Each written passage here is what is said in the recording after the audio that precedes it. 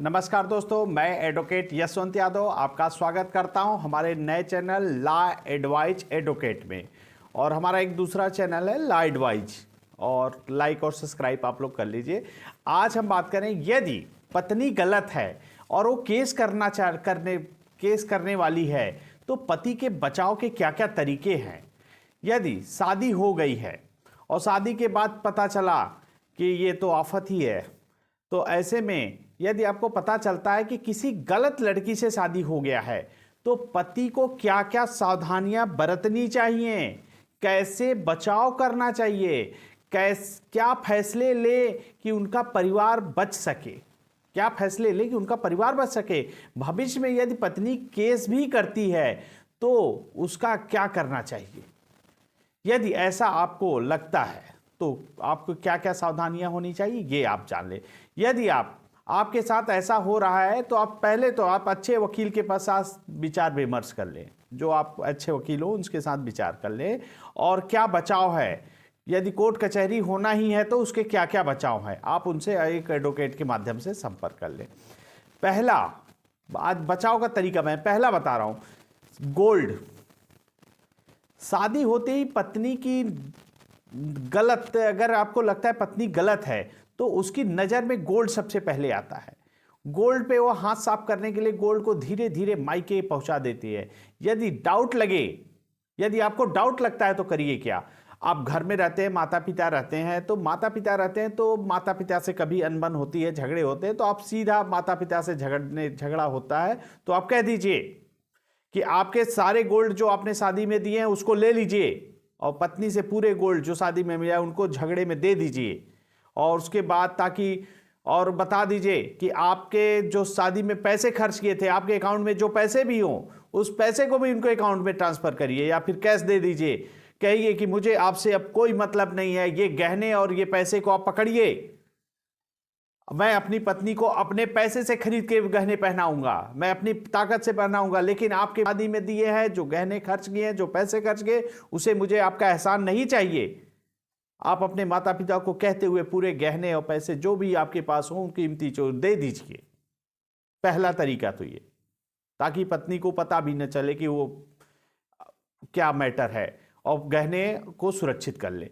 उसके बाद दूसरा, बच्चे, यदि पत्नी गलत लग रही है तो बच्चे करने से बचें, बाद में फैमिली प्लानिंग करें, बाद में बच्चों की प्लानिंग करें। यदि बच्चे हो भी गए हैं तो आपको पता चलता है कि बच्चे को आप अपनी ही कस्टडी में रखें, अपने ही पास ज़्यादा रखें, आसपास में रखें, ताकि क्योंकि फ्यूचर में अगर ऐसा कुछ केस बनता है तो उस कंडीशन में बच्चे का बहुत बड़ा सपोर्ट होता है। तो बच्चे को अपने ही साथ में रखें, अपने पास ही रखें, अपनी कस्टडी में ही रहे। और तीसरा,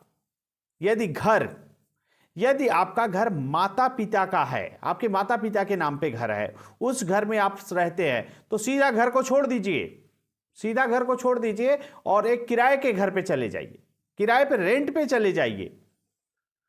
और कहिए पत्नी से, रोज रोज लड़ाई झगड़ा जो माता पिता से और तुमसे होती है उसके लिए अब मैं इस घर में नहीं रहूंगा, मैं अपनी पत्नी को अलग, ताकि रोज के झगड़े से झंझट खत्म हो, मैं अपनी पत्नी को लेके अलग रहूंगा और इसकी जरूरतों को पूरी करूंगा, लेकिन मैं अब इस घर में नहीं रहूंगा। तुरंत आप रेंट पे आ जाइए। रेंट पे आ जाएंगे तो ठीक रहेगा, क्योंकि कभी भी इसके बाद घरेलू हिंसा का केस वो कर सकती है, पत्नी घरेलू हिंसा का केस कर सकती है। तो उस तहत ये रहेगी, ये तो पहले से रेंट पे रहते थे।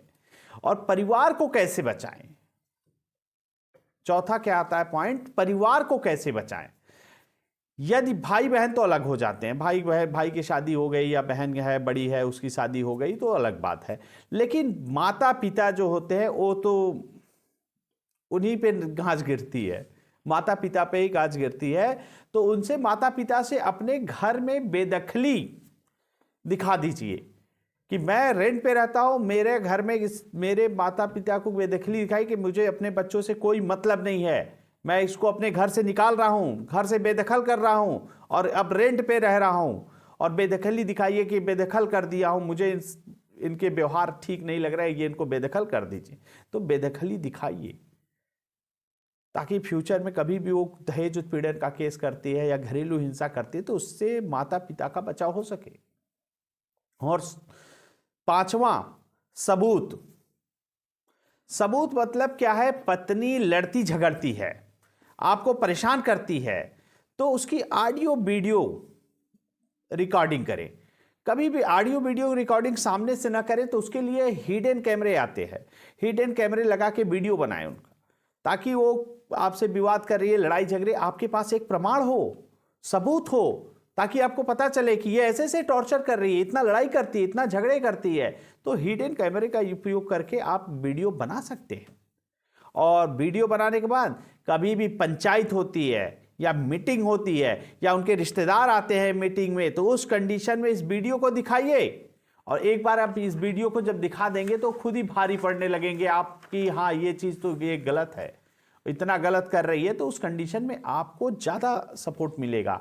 और प्रारंभिक सबूत में ये ऑडियो वीडियो आते हैं, ये आपके सबूत में आते हैं। और लगाइए, केस भी अगर ऐसा करने पे आपको केस में भी लगाइए। ज़्यादातर ऐसे केस में यदि माता पिता दूर रहते, अच्छा हाँ, ये वीडियो रिकॉर्डिंग करिए, अगर माता पिता दूर रहते हैं तो दहेज उत्पीड़न का केस भी बनने में दिक्कत होगी, क्योंकि वो तो ऑलरेडी पहले से ही अलग रहती हैं, किराए पे रहते हैं, माता पिता से कोई मतलब नहीं है, वो बेदखल हो चुके हैं, हम लोग घर से अलग रहते हैं, तो उस कंडीशन में दहेज उत्पीड़न का भी केस नहीं लग पाएगा। और आप छठा क्या होता है? आपके इनकम, पैसे, आय का पैसे, जो इनकम है आपके अकाउंट में जो पैसे हैं उसको कम दिखाएं, ताकि आपकी आय कम दिखे और कम रहे। आय कम रहेगी, दिखेगी, तब उस पर आपके पैसे का मेंटेनेंस कम होगा। और उसके बाद सातवां आता है मेंटेनेंस का।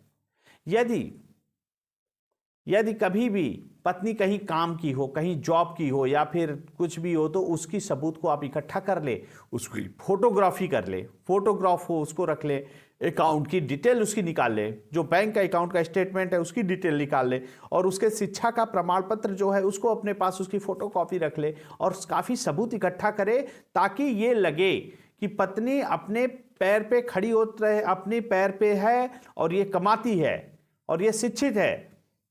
ताकि मेंटेनेंस से ही पति टूटते हैं, मेंटेनेंस से ही टूटते हैं। तो इसके लिए आपको पूरे इकट्ठा करनी है, आपको प्रमाण इकट्ठा करने हैं मेंटेनेंस।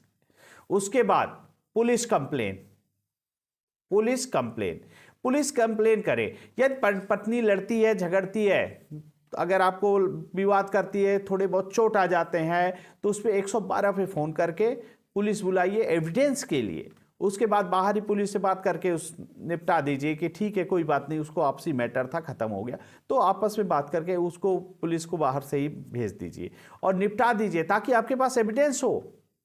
जब पत्नी विवाद करती है, आपको थोड़ा भी चोट लगती है, तो उसके बाद आपको मेडिकल बनवा ले, प्राइवेट ही हॉस्पिटल में मेडिकल बनवा ले और एक कंप्लेंट डाल दे थाने पे, ताकि एक आपके पास प्रमाण हो जाएगा कि हाँ मैंने ये चीज़ इन्होंने घटना की और से हुआ। उसके बाद मेडिकल बनवा लीजिए, प्राइवेट में ही बनवा लीजिए।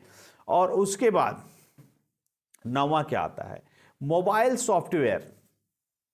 मोबाइल से वो जहाँ बात कर रही है, क्या प्लान कर रही है, किससे बात कर रही है, किससे चैट कर रही है, किसको फेसबुक पे चैट कर रही है, व्हाट्सएप पे किससे चैट कर रही है, उसकी ऑटो रिकॉर्डिंग कैसे करना है।